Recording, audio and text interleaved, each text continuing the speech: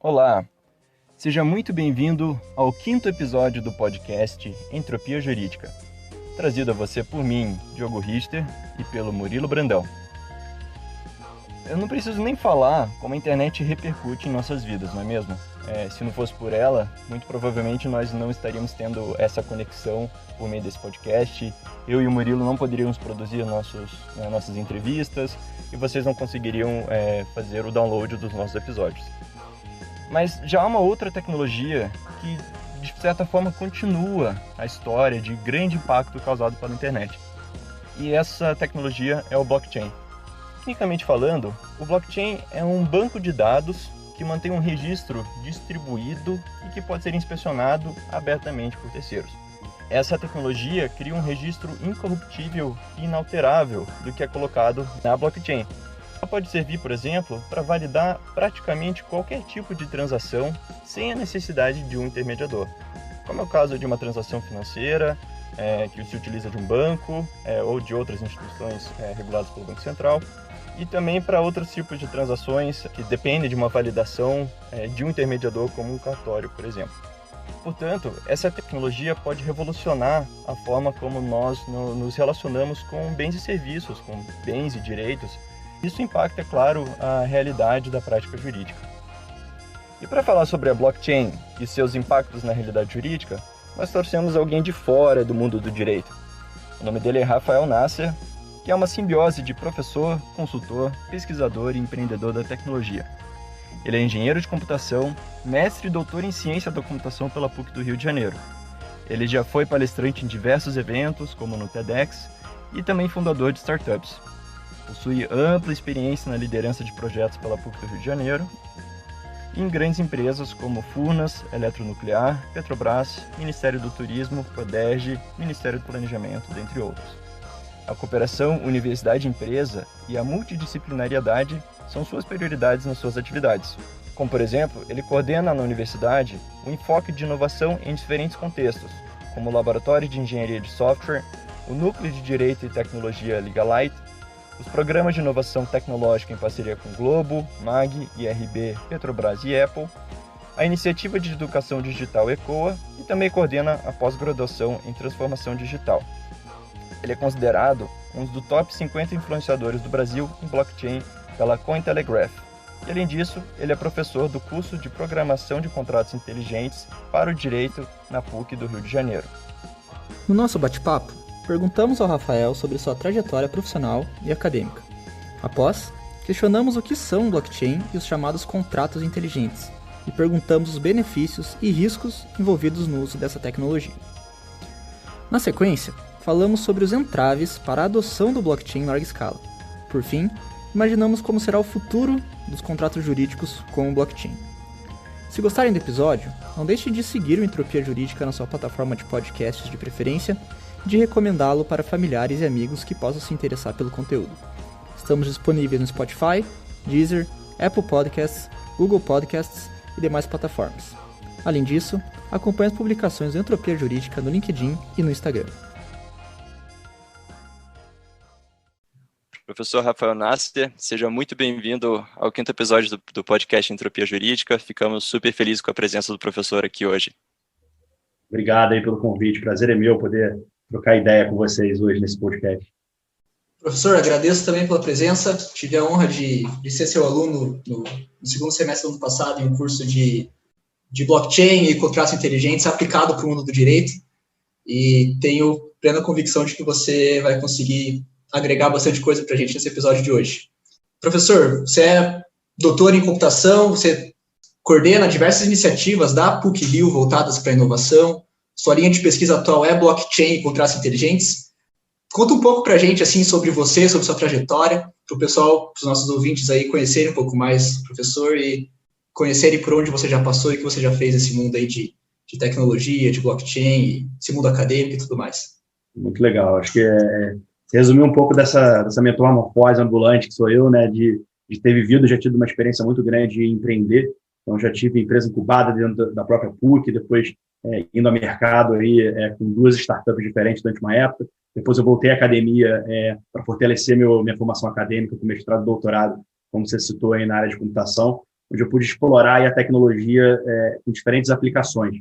E uma coisa que eu aprendi nessa jornada é que a tecnologia é meio, ela não é fim. A gente precisa buscar ali, na verdade, áreas em que essa tecnologia possa se potencializar. E eu não tenho dúvida que a área do direito ela é um cenário de oportunidades muito rico, porque a gente tem ali no direito as bases das relações da nossa sociedade. E se a gente puder trazer tecnologia para essas relações, ainda mais nesse mundo aí, um pouco forçado nesse último ano, cada vez mais digital, por que não usar essa tecnologia para melhorar essas relações, para trazer mais eficiência, para reduzir custos, para melhorar a experiência aí de forma mais geral, aplicando a esses campos específicos. A gente faz isso, sem dúvida nenhuma, na área do direito, a gente tem experiências no campo da comunicação, então eu gosto muito, me motiva muito a gente buscar esse olhar da tecnologia, mas não uma tecnologia no fim de si mesmo, mas uma tecnologia casando com outras áreas de conhecimento. Acho que isso é muito rico e você citou aí, foi um prazer ter você aí participando do nosso curso de contratos inteligentes, podendo explorar um pouco com pessoas com a formação jurídica o potencial dessa tecnologia e a mudança de paradigma, né? Mais do que só a tecnologia, é a mudança do raciocínio, a mudança do pensamento, que ela vai, de fato, nos impulsionar ali para frente. Então, acabo tendo esse papel ali dentro da universidade, sem dúvida nenhuma, com uma base forte acadêmica ali, em todo o processo de formação aí das novas gerações, mas também olhando para essa cooperação com o mercado, né? Como é que a gente pode empreender dentro da universidade, conectando aí com as empresas, conectando com a sociedade. Então, esse é um olhar que eu prezo muito e, como você citou, nessas iniciativas de inovação, a gente busca muito isso, né? Buscar formas de fazer diferente, formas de buscar novos caminhos, mas buscando o problema concreto, né? Conectado ali com o mercado, conectado com empresas que estão vivenciando aquele dia a dia. Eu acho que isso tem sido aí o principal diferencial dessa minha jornada dentro da PUC e de forma mais geral como carreira. E como você colocou, últimos anos aí a gente tem olhado com muito carinho para o tema de contratos inteligentes e blockchain. Então, tem sido uma área que eu tenho pesquisado muito, falado muito, interagido muito, criado conexões, e eu vejo muito potencial nesse horizonte aí agora de curto prazo, para que a gente tenha mudanças significativas e importantes para as empresas, para as pessoas, e espero poder, nesse nosso bate-papo de hoje, contar um pouquinho dessas visões para vocês. Com certeza, professor. Até considerando essa última questão que o professor comentou, que o blockchain tem bastante a agregar no curto prazo, eu gostaria que o professor explicasse o que é o blockchain, o que são os smart contracts, como que eles estão relacionados a isso, e até mesmo considerando uma questão que eu li essa semana a respeito do blockchain, que eu vejo que eu ouço dizer que o blockchain é uma metatecnologia, é uma tecnologia que aprimora outras tecnologias, e achei interessante o professor falar que a tecnologia é um meio e não é um fim, assim como a gente considera como é o direito, né? O direito é um instrumento para a gente conseguir alcançar outras questões. Então, considerando essa abordagem que o professor trouxe, quais são o que é o blockchain e quais são os riscos e benefícios que existem envolvidos nessa tecnologia, até mesmo pensando nessas questões que o professor trouxe voltado para o empreendedorismo, como que isso pode agregar para a nossa sociedade, para novos modelos de negócio. Não, muito bom. Respondendo por partes, aí tem vários pontos que a gente pode abordar aí na tua colocação. O primeiro, eu gostei da tua metáfora aí da metatecnologia. Eu gosto muito de apresentar esse raciocínio como uma quebra de paradigma mesmo. Então, assim, blockchain não é uma tecnologia, ele nem nasceu com o nome de tecnologia, ele de fato buscava uma revolução da forma como as coisas funcionavam. Então, eu acho importante para entender qual é o propósito dessa revolução, ficar um pouco agnóstico à tecnologia, porque a gente sabe que existem vários sabores aí de blockchain. Não existe a blockchain, existem várias tecnologias hoje que implementam as ideias por trás dessa quebra de paradigma. A quebra de paradigma da centralidade, né? Onde a gente, na verdade, muda o nosso modelo de se relacionar, que a gente está acostumado a trabalhar na base da confiança. Então, eu confio em você, então, a partir dessa premissa, tudo se desenvolve. Mas em muitos cenários na nossa sociedade, cada vez mais existem esses cenários nesse ambiente digital, a gente acaba não conseguindo estabelecer essa relação tão, vamos dizer assim, naive, tranquila e inocente, de certo ponto, né? Onde a gente estabelece aquela relação de confiança meio olho no olho e se relaciona de peito aberto. Então, o blockchain ele vem, na verdade, trazer, através de uma série de artefatos tecnológicos, implementações tecnológicas, essa nova maneira de se relacionar nesse ambiente digital, onde a gente não tem mais essa centralidade, essa confiança centralizada, onde a gente vai, na verdade, chegar à conclusão de que, já que eu não consigo confiar e colocar confiança nessa autoridade que seria centralizadora ali e depositária de toda a minha crença de que tudo está correto, a gente desconstrui isso, né? Em vez de a gente ter um ponto central, a gente tem, na verdade, vários participantes. Se a gente dilui esse poder, a gente, na verdade, não precisa confiar um ou no outro. A gente pode, na verdade, entender que, no geral, na maioria, a gente pode confiar, porque a gente sabe que ali o interesse, e aí é uma confiança não baseada simplesmente na fé de acreditar, é baseada no interesse, porque é interesse desse coletivo de que essa confiança seja estabelecida, porque se todo mundo resolver abrir mão desse instrumento de confiança que se estabelece por esse ecossistema ali envolvido, todo mundo perde, né? Então, a gente acaba criando um novo processo onde você precisa trabalhar de forma fair nesse ecossistema para que, de fato, você possa se beneficiar. Então, é interessante, assim, a gente trabalha muito isso aí, essa explicação não é uma explicação rápida, né? Como é que essa coisa acontece, né? E como é que ela acontece instanciada em vários cenários, né? Seja no cenário das criptomoedas, seja no cenário de tokenização, né? De transformar ativos aí no ambiente digital, seja no cenário de diversas outras aplicações da tecnologia. Mas o ponto central a gente desconstrói um modelo, né? Um modelo que a gente está acostumado, de que a gente estabelece um acordo, beleza, um confia na outra parte, tudo acontece, para um modelo em que a gente vai, na verdade, pulverizar essa relação, pulverizando essa relação, ela passa a ser autossustentada pela necessidade de garantir o seu próprio interesse. Então, é interesse que, de fato, aquilo lá possa funcionar, porque não adianta, eu não tenho poder simplesmente tentando fraudar aquele processo para me beneficiar. Um indivíduo ali, ele é diluído por esse todo, ele é diluído por essa maioria, pelo consenso dessa maioria. Tem outras palavras, de forma menos filosófica, nem eu estava indo até agora, simplesmente desconstruir a relação da confiança, em vez de ser uma relação direta, por uma relação, na verdade, consensuada em muitas pessoas envolvidas. Então, ou entidades, ou empresas, ou computadores, como a gente preferir. Então, em vez de a gente ter relação direta, a gente desconstrói isso, onde a gente tem, na verdade, várias pessoas tentando manter a confiança desse ecossistema. E aí, como os interesses eles convergem para a manutenção da confiança desse ecossistema, isso permite. Então, blockchain é a tecnologia que faz isso acontecer. Porque imagina, um monte de gente junto para a gente manter esses protocolos, esses processos acontecendo, a gente precisa, na verdade, muita velocidade e muitas verificações e muita coisa acontecendo ao mesmo tempo. Então, blockchain, em seus diversos sabores, são formas de implementar essa relação de desconstrução da confiança como a gente conhece.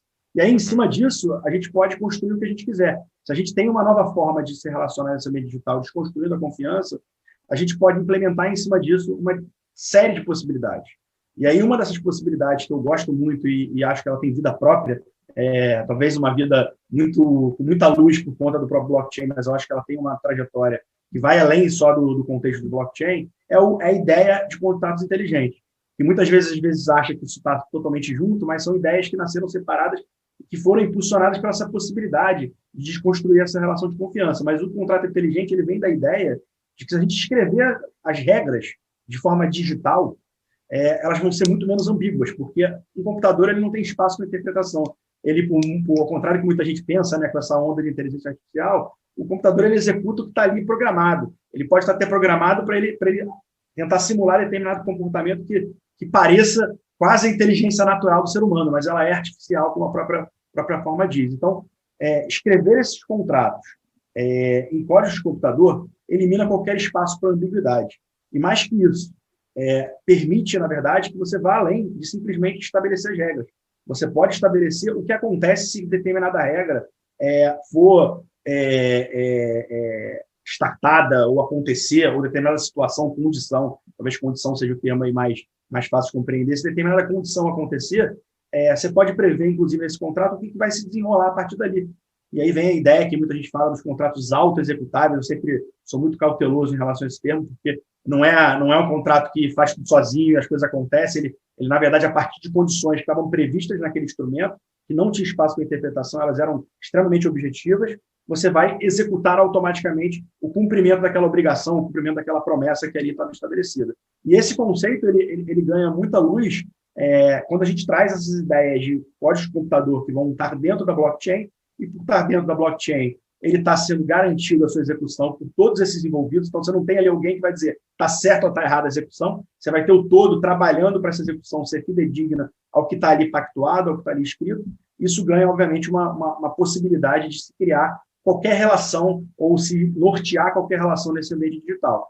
Mas o comentário que eu acho importante fazer é que isso não para aqui, né? Você pode explodir esse mesmo conceito de contrato inteligente para outros universos. Você pode ter, por exemplo, vou dar um exemplo que a gente tem trabalhado muito aqui pela inovação que o Brasil está tendo, acho que no sistema bancário mundial, que é o próprio Pix. O Pix ele vai implementar a ideia de contrato inteligente. Talvez nem o chame assim, mas está previsto na evolução dos nossos pagamentos instantâneos aí, nacionais, a você implementar regras que vão condicionar a transferência daquele dinheiro, que vão executar determinados rateios em relação àquele dinheiro. Então, isso nada mais é do que a ideia do contrato inteligente, centralizada ali na instituição financeira, mas tem essa mesma ideia ali intrínseca. Então, eu gosto sempre de trazer o contrato inteligente para onde ele ganhou muita luz na discussão que é dentro de blockchain, mas eu gosto também de separar para mostrar o seguinte: a gente tem fenômenos acontecendo e oportunidades acontecendo que às vezes não se circunscrevem só dentro do universo do blockchain.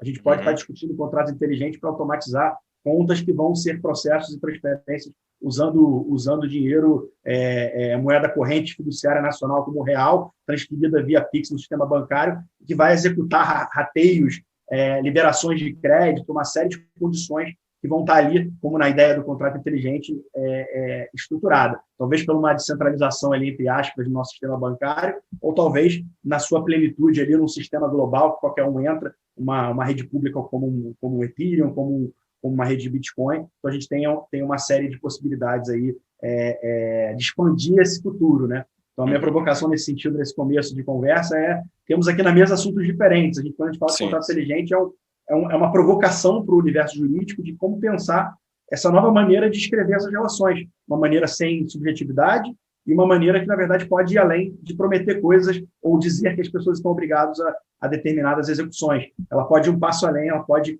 entrar na obrigação da execução na prática. Praticar a execução, executar a execução. Então, é um espaço aí novo para que a gente possa discutir o futuro do direito. Aí, se a gente for explodir isso, as leis poderiam ser também programadas dessa forma. A gente tem um campo aí de estudo muito interessante das leis computáveis, que seria essa mesma ideia. Então, as leis como os contratos inteligentes que podem também forçar a execução ali no dia a dia da sociedade. Então, a gente tem ali um campo de pesquisa muito rico, com diversas implicações e com diversas potencialidades de aplicação. Agora, não deixando de responder o último ponto aí que você me fez, riscos tem um monte, né? A gente tem o risco de aprender a lidar com contratos objetivos. O campo do direito ele é mestre em explorar a subjetividade e a potencialidade de interpretação dos nossos instrumentos jurídicos hoje em dia. Então, é uma novidade para o ambiente jurídico.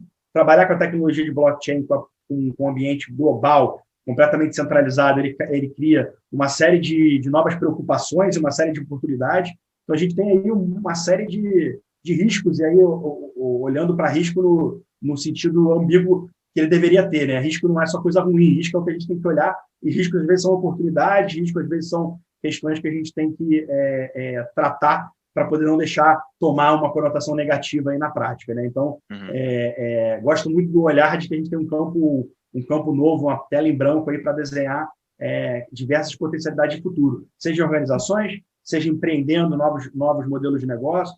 Então, o potencial é muito grande aí. Desculpa me alongar, mas tentando trazer, aí já convido, assim, resumir aqui num bate-papo, num podcast, um tema tão complexo é difícil.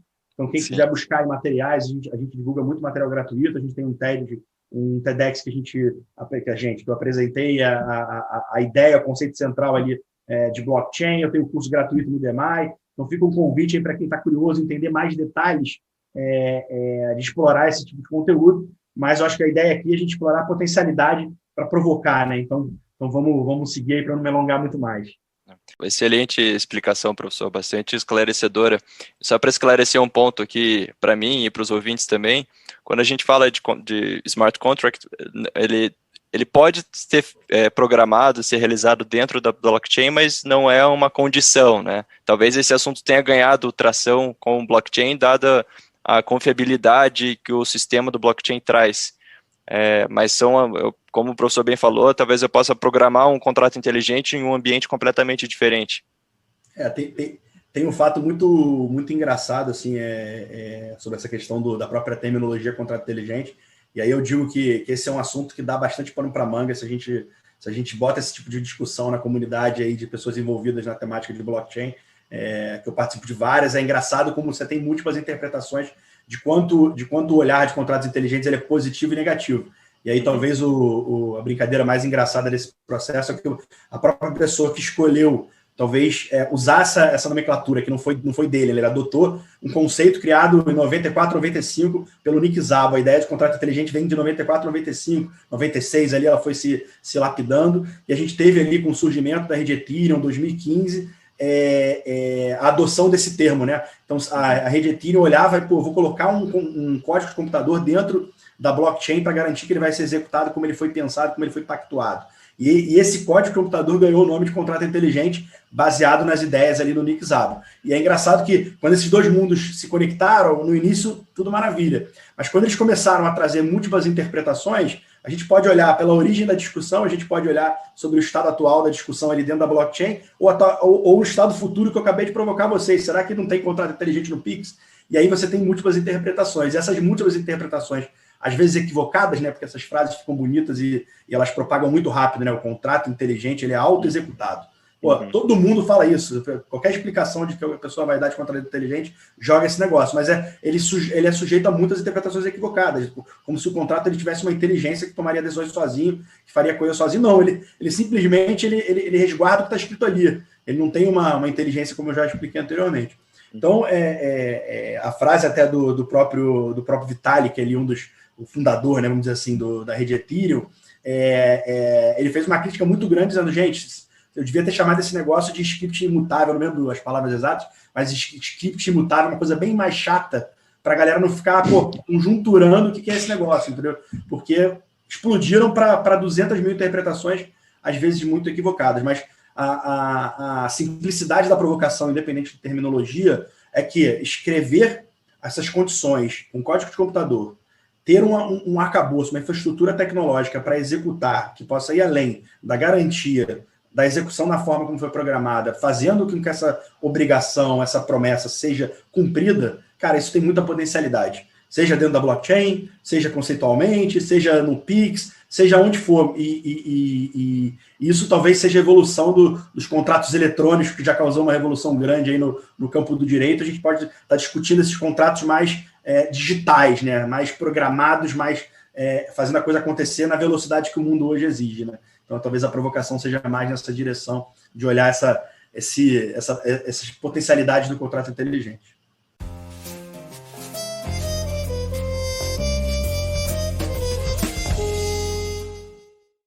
Legal, professor. Interessante a gente ouvir na sua exposição que tanto o blockchain como os contratos inteligentes, eles têm várias funcionalidades, várias peculiaridades muito técnicas, mas no final de tudo acaba desaguando na confiança, né, que é um conceito tão abstrato e tão humano. E a confiança é algo que, especificamente para o direito, faz toda a diferença, né, principalmente quando a gente fala de uma relação contratual, não só de contratos inteligentes, mas uma relação contratual mesmo entre duas pessoas que estão ali definindo obrigações mútuas, né. Então, eu particularmente enxergo, falando agora só dos contratos inteligentes, uma potencialidade enorme para resolver vários problemas no campo do direito. Desde a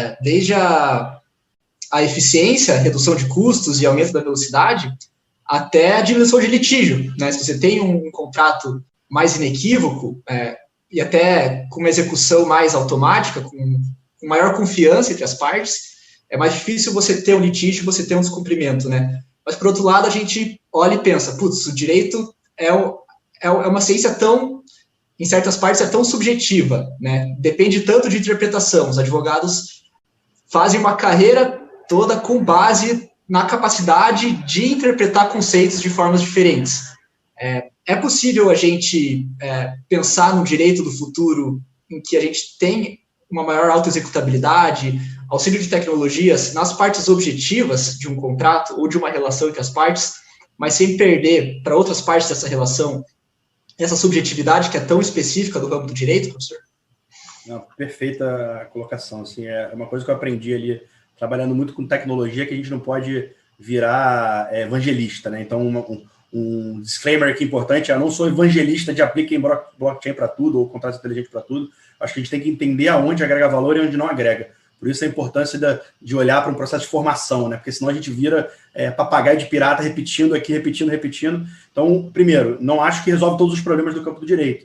Seria, no mínimo, inocente a gente adotar um discurso dessa natureza. Mas, ao mesmo tempo, como você colocou muito bem, será que não existem espaços para a gente gerar mais eficiência, para a gente reduzir ou ganhar velocidade, reduzir custos, para que a gente possa, em última leitura, entregar uma melhor experiência?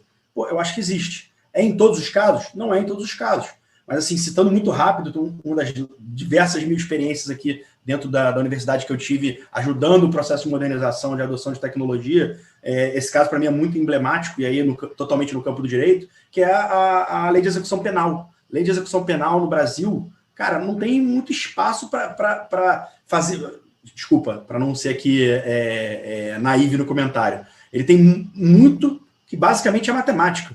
Soma dias, tem que ficar preso, anos, etc, etc. E algumas coisas interpretativas, obviamente. Será que esse crime é hediondo ou não? Tem lá um conjunto de interpretações para você enquadrar ou não algumas coisas mais objetivas, algumas coisas mais subjetivas. Mas tirando de cena esse enquadramento, indo para a parte mais matemática, e aí muito específica, olha, dado que você teve um determinado enquadramento, cara, você tem que ficar tantos dias preso.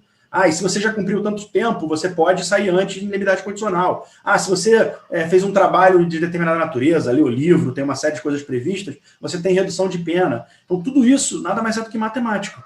Aí, a gente teve a experiência de discutir com muita profundidade o arcabouço jurídico brasileiro na questão de execução penal. E aí, quando você vai olhar, cara, o mesmo texto fala, por exemplo, para pegar um assunto aqui que não demanda nenhum tipo de conhecimento específico, fala que a gente 12 meses no ano, e que o mês tem 30 dias. Isso está escrito na lei. Se o mês tem 30 dias, são 12 meses, 360 dias. Se a pessoa tem que ficar preso 2 anos, multiplica 2 vezes 360. Fácil, simples, né? Mas se você continuar lendo esse mesmo texto, ele é específico dizendo, olha, a gente tem um ano, tem 365 dias. Espera aí. Prendo o cara 365 dias vezes 2, ou seja... 10 dias a mais, ou não, fico 360 dias, né? Que eram os 12 vezes lá os 30 dias. Então, cara, eu mantenho o cara preso na cadeia mais 10 dias ou não mantenho? E a lei hoje brasileira, da maneira como ela está redigida, ela não é específica nesse aspecto. Tem espaço para interpretação nisso? Deveria ter espaço? Eu pergunto para vocês. Então, assim, eu gosto desse exemplo porque ele é muito caricato, mas a gente vê isso em diversos outros arcabouços, seja ele de base legal, seja ele em normativos, quantas contradições aí nesse ponto de contradição, ou coisas que são escritas de uma maneira que dão espaço para interpretações diversas. E a pior coisa é essa insegurança jurídica, né? Porque quando você sabe o que você tem que fazer, você vai lá e faz. Então, estamos aí na voga de discussão da nossa Lei Geral de Proteção de Dados. Pô, que beleza que a gente tem ali o que tem que fazer e o que não tem que fazer. As empresas estão começando a tentar se adequar ao que tem que fazer e o que não tem que fazer. E é específico, ó, se for dado de saúde, cara, é sensível, então não tem espaço para interpretação. Então, isso ajuda muito, a gente ter muito bem definido, ajuda quem quer fazer certo, né? Vamos colocar dessa forma. E eu acho que as empresas, quando ela busca uma consultoria jurídica, ela quer estar o mais complexo da lei, mas também não quer criar um medo de fazer as coisas que vai acabar injeção a empresa, né? Então, ela precisa achar uma forma de dar segurança para ela.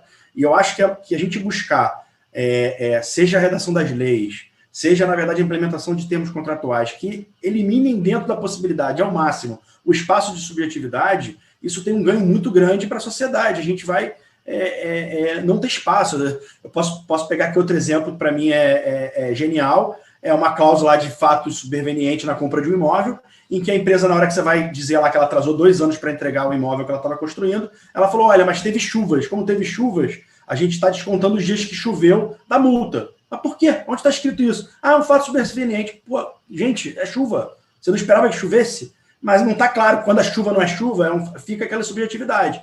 E aí, volto a dizer, é litígio, é briga, é espaço para interpretação. Então, o meu olhar aqui, te respondendo de forma bem direta, não é a solução para todos os problemas, mas pode eliminar muitos problemas, trazendo eficiência, melhorando a experiência. E aí, o pulo do gato quais são esses espaços em que ele pode trazer eficiência. Seja precisando de um modelo descentralizado em termos de confiança, usando blockchain na veia, seja simplesmente implementando a relação de forma mais programada, de forma mais estabelecida, nesses, entre aspas aqui, deixando muito livre esse termo contrato inteligente, seja ela implementada nessas relações nesse ambiente digital. Isso tudo vai gerar uma série de possibilidades aí que eu acho que tem que ser explorada no caso concreto, né? Não no genérico aqui. Eu acho que o caso concreto que ajuda a gente a desdobrar e chegar nos resultados que a gente busca, né? Mas espero ter ajudado esses exemplos aí bem caricatos. Bastante, na verdade, eu até estava pensando aqui que, considerando essas lacunas que o professor bem trouxe, que existe na legislação, às vezes intencionalmente, outras vezes não, quando a legislação permite a interpretação das partes, digamos, o Código Civil, que já permite as partes contratarem, muito diferente da legislação penal, talvez uma tecnologia como um contrato inteligente, né, considerando todos os senãos que o professor trouxe, talvez o uso dessa tecnologia possa sanar desde o início da contratação essas dúvidas subjetivas que podem surgir no futuro. E que pode ser um bom momento para as partes aceitarem uma interpretação desde o início, porque é quando elas estão dispostas a negociar e a contratar, né? Porque se vier a ter uma dúvida a respeito da execução do contrato, se ele não for auto-executável, quando essa dúvida chegar e houver um litígio, as partes vão buscar aquela interpretação que é melhor para cada uma delas. Agora, se aquilo já for definido em uma linha de código, qual que é a interpretação? Por exemplo, se a chuva conta como fato superveniente para descontar ou não a multa, e isso tiver já escrito no código, quando aquele contrato for executado, quando acontecer esse fato, o próprio contrato auto-executável vai resolver talvez, né, resolver esse litígio de subjetividade que existe entre as partes. Só para dar mais um exemplo, eu já assisti vários processos na justiça, obviamente no campo da computação, e não foi uma ou duas vezes que a outra parte perdeu o prazo por contar o prazo errado. Então, assim, não tem coisa mais objetiva do que contar prazo, e acho que todo advogado conhece alguma história de alguém que perdeu um prazo porque contou errado num final de semana, um dia que foi recesso, ou contou errado e mandou antes, e outra parte viu que o outro ia falar antes. Então, assim, por quê? Porque não deveria ter espaço de interpretação. Esse é um exemplo simples como tal, é contagem. Eu estou sendo aqui bastante simplista em pegar exemplos muito, muito triviais, mas você expande isso para coisas talvez mais complexas e que também não deveriam ter espaço. Uma vez combinado, deveria ser entendido pelas duas partes da maneira que foi combinado. A gente sabe muito bem que comunicação humana, se a gente só comunicar na linguagem natural, ela, em geral, dá espaço para interpretações. E professor, ainda falando sobre contratos inteligentes, mas também pensando no blockchain, que é o outro tema que a gente trouxe aqui hoje para discussão, o professor falou bastante, quando explicou o blockchain, da importância e da vantagem que a pulverização da confiança traz com essa tecnologia, né, ou com essa metatecnologia.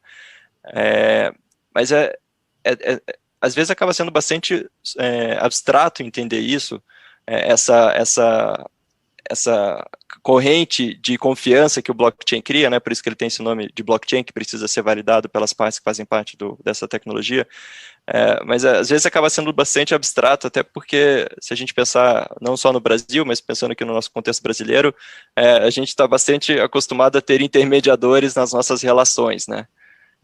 E aí o blockchain acaba removendo ou alterando o papel de muitos desses intermediadores. Um exemplo que eu ouço bastante falar sobre as vantagens do blockchain é, por exemplo, o trabalho que um cartório faz. O blockchain é tão seguro e ele é tão incorruptível que ele pode fazer um trabalho que um cartorário poderia fazer, por exemplo. Mas, ao mesmo tempo, como eu falei, acaba sendo uma questão muito abstrata, por vezes, e imagino que existam entraves culturais para a adoção dessa tecnologia.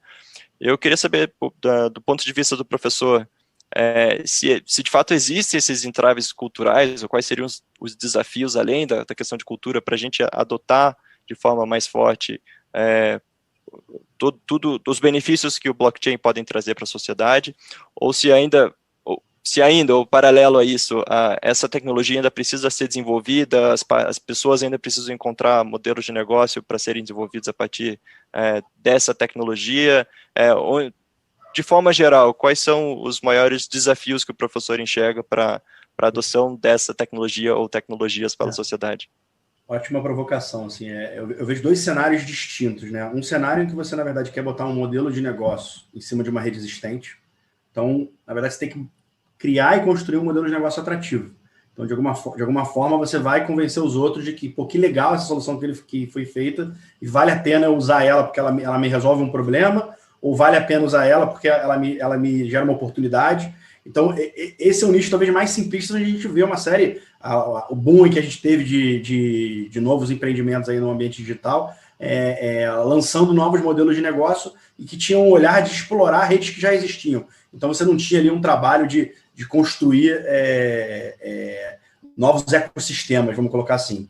Esse eu vejo que, na verdade, a dificuldade aí é acertar o discurso, acertar a mão, encontrar bons problemas para que você possa resolver ele usando as características que, de fato, o blockchain agrega, como a distribuição das informações. Então, todo mundo tem acesso às informações, ela não está em nenhum lugar, ela é infraudável, você tem agilidade na verificação de se as regras estão sendo cumpridas, você pode agregar ali uma série de execuções automatizadas que vão ganhar eficiência no processo. Então, esse aqui é um universo.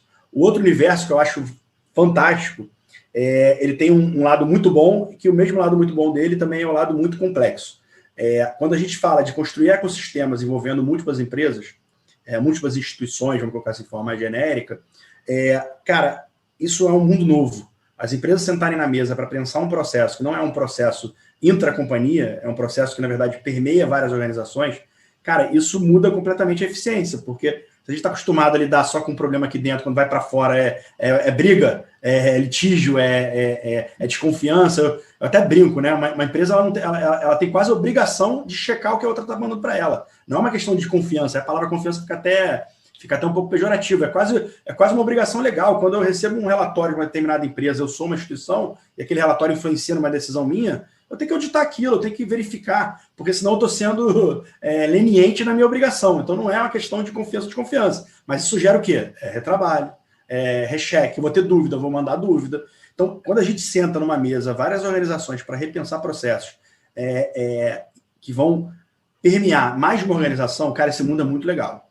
Agora, por outro lado, e é muito rico em possibilidades e oportunidades.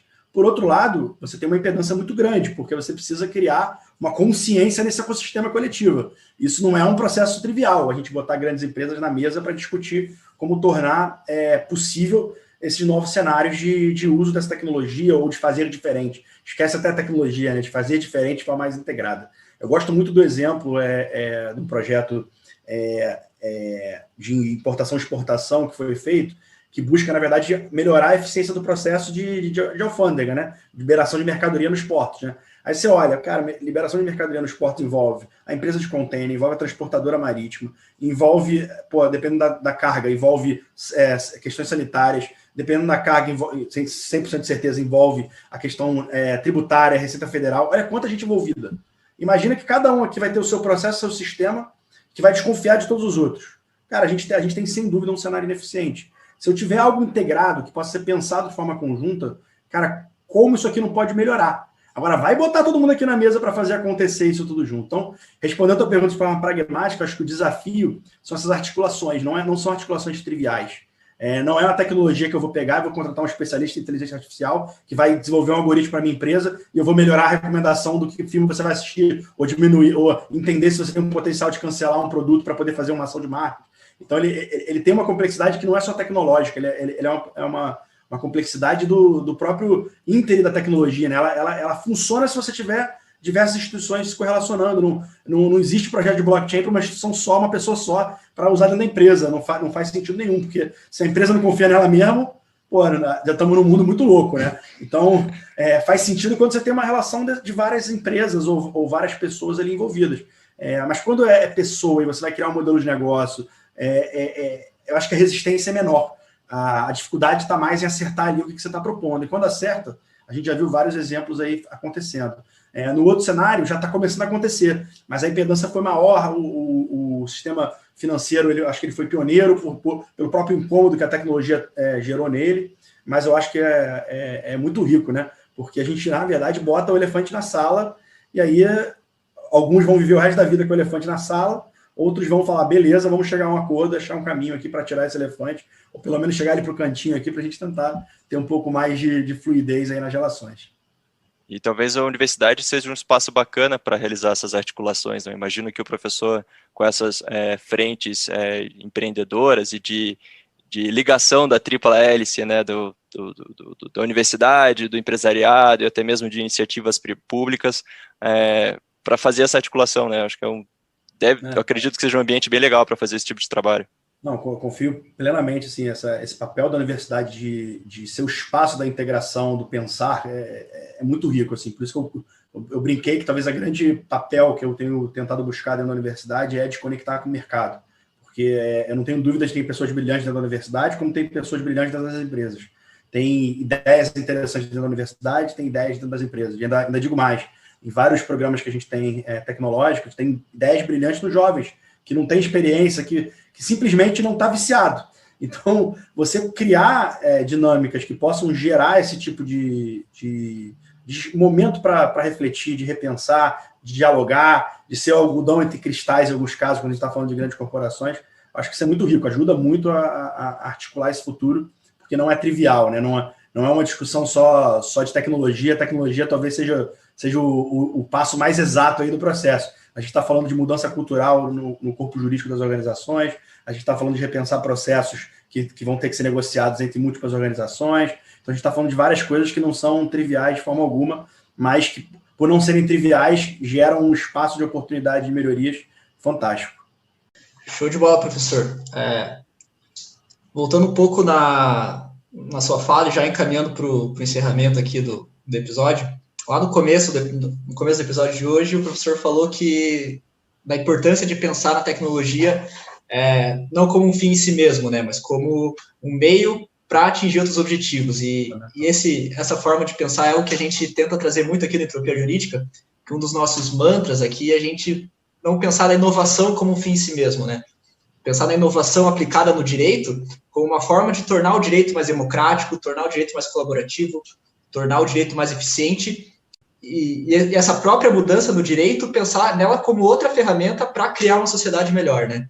Então, hoje tá muito na moda a gente falar de inovação no direito, a gente falar de aplicação de tecnologia, mas é importante a gente sempre ter em mente de que toda essa aplicação, toda essa inovação, essa tecnologia deve servir para um fim humano, para um fim para melhorar processos, para melhorar relações, e isso fica claro no tanto de que a gente conversou de peculiaridades tecnológicas que no final acabam desaguando em situações humanas, né? Confiança, a importância da relação entre as pessoas para fazer essa tecnologia acontecer.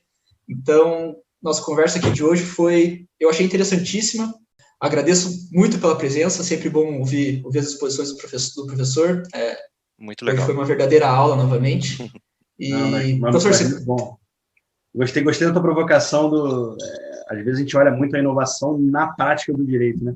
Mas quanto o direito, ele não é um indutor da inovação, né? E isso que eu olho, assim, a gente ter advogados que possam compreender um pouco melhor o mundo da tecnologia. E aí a gente fala desde uma assinatura digital, são coisas que às vezes a gente simplifica, mas isso é um pedacinho de várias soluções, enquanto isso é compreendido pelos profissionais de direito de forma geral, independente se são ainda estudantes, já estão atuando no Poder Judiciário, trazer esse conhecimento para que eles possam entender como eles podem ser agentes de transformação, e aí transformação obviamente positiva, gerando coisas novas, caminhos novos, a famosa inovação aí que você estava muito bem colocando, como indutor dessa inovação, né? Não só como passivo, assim, vou mudar a minha prática. Acho que a gente às vezes fica muito ali, né? Vamos botar inteligência artificial que vai reduzir o espaço do advogado, vai fazer em menos horas o que ele fazia em mais. É muito baseado na prática, mas o grande impacto para a sociedade do advogado não é se ele vai fazer em menos horas o que ele já está fazendo muito bem. É como ele vai fazer melhor e como ele vai entregar melhores experiências para a sociedade. Eu acho que a provocação que eu queria deixar e se conectou muito com a tua fala foi, cara, como os profissionais do direito são agentes de transformação da sociedade, para que a gente possa ter uma sociedade, a partir das mudanças, das ideias novas, dos caminhos novos, com melhores experiências, melhores relações sociais, aí, de forma geral. Acho que esse é o objetivo do direito, né? É garantir essas relações e nos ajudar a viver melhor aí como sociedade. Eu acho que a gente pode não ficar correndo atrás do rabo aí, contando quantos dias tem um ano. Isso pode ser fantástico aí para a sociedade, não ia perder a piada, obviamente. E com certeza, professor, esse episódio vai provocar muita gente que está ouvindo aí a pensar nisso que a gente está conversando, a pensar em novas formas de fazer as coisas, mas não só em novas formas, né? Mas as consequências que essa nova forma de atuar vai trazer, né? E, professor, onde que o pessoal pode ir para conhecer um pouco mais do seu trabalho? Muito legal. A gente tem vários canais aqui dentro da PUC Rio, né, aqui no Rio de Janeiro. O primeiro canal que eu recomendo é uma plataforma de conteúdo educacional, onde você vai encontrar ali palestras, um monte de discussão sobre blockchain, sobre contratos inteligentes e sobre um monte de outros temas do direito. A gente tem, por exemplo, ali as aulas abertas promovidas pelos departamentos. Então, fica aí uma dica geral. Acho que vocês têm que visitar. É muito simples. ECOA, né, ECOA, de ecoar, né, de conhecimento ecoando, ecoa.puc-rio.br. Se você bater isso, você vai encontrar, é uma plataforma gratuita da PUC, você vai encontrar um monte de conteúdo, uma série de conteúdos também, que eu trago ideias ali sobre blockchain, contratos inteligentes, tokenização, criptomoedas, esses assuntos aí que a gente tem trabalhado muito na minha linha de pesquisa aí, atual. E além disso, assim, recomendo que vocês se inscrevam também. A gente tem uma própria newsletter, onde a gente manda sempre muita informação, novidades aí sobre os cursos que estão rolando, super interessante. E fica também o convite aí, quem quiser interagir, trocar alguma ideia. Eu sempre divulgo os bate-papos, os eventos que eu estou participando no meu LinkedIn. Então, RNassr lá no LinkedIn, RNassr, meu sobrenome. Você consegue se conectar aí comigo e acompanhar onde eu estou, que palestra eu estou participando, cursos que eu estou oferecendo aí nessas linhas e em outras que a gente tem trabalhado. Então, é um super convite aí para a gente estar conectado. Muito legal, professor. Eu quero também estender o agradecimento do Murilo. A entrevista aqui, o bate-papo foi muito esclarecedor e acabou abrangendo de forma muito inteligente muito mais assuntos que a gente imaginava que a gente iria abranger aqui. E também quero parabenizar o professor pelo excelente trabalho que o professor expôs aqui, pelas explicações e pela visão serena que o professor tem a respeito de todo o ecossistema de tecnologia. Falando de direito, né, tecnologia e direito, quais são os riscos e consequências envolvidas nesse meio todo, e quais são os caminhos que a gente pode atuar. Pelo fato do professor ter esse background muito forte na faculdade, é muito legal, e pelo fato do professor enxergar a universidade como um elo de união entre todos os stakeholders aí, que o professor falou que são necessários para articulação dos desafios relacionados ao direito e à tecnologia que a gente conversou aqui hoje. Muito bom, legal, cara. Contem comigo aí que vocês precisarem. E fica o convite aí para quem quiser conhecer mais aí nesses canais para a gente trocar mais ideias. Legal, professor. Muito obrigado. Nos vemos numa próxima aqui no Entropia Jurídica. Um abraço, muito obrigado. Grande abraço, um prazer aí. Obrigado. Valeu, professor. Obrigado. Nosso convidado de hoje foi Rafael Nasser. Ele é professor da PUC-Rio e doutor em computação, e você pode encontrar mais detalhes sobre ele ou entrar em contato por meio do seu LinkedIn RNassr ou pelo site da ECOA PUC-Rio. Links na descrição do episódio. Este foi mais um episódio do podcast Entropia Jurídica, promovido pelo Diogo Richter e pelo Murilo Brandão. Esperamos que tenha gostado do nosso bate-papo com o agente entrópico de hoje. Se gostou do nosso conteúdo, siga-nos no Spotify, nas demais plataformas de podcast e em nossas redes sociais, e também nos recomende para algum familiar ou amigo que possa gostar do conteúdo. Obrigado pelo seu apoio e esperamos você no próximo episódio. Vamos juntos descobrir, a partir da entropia jurídica, como construir um direito mais inclusivo, eficiente e democrático.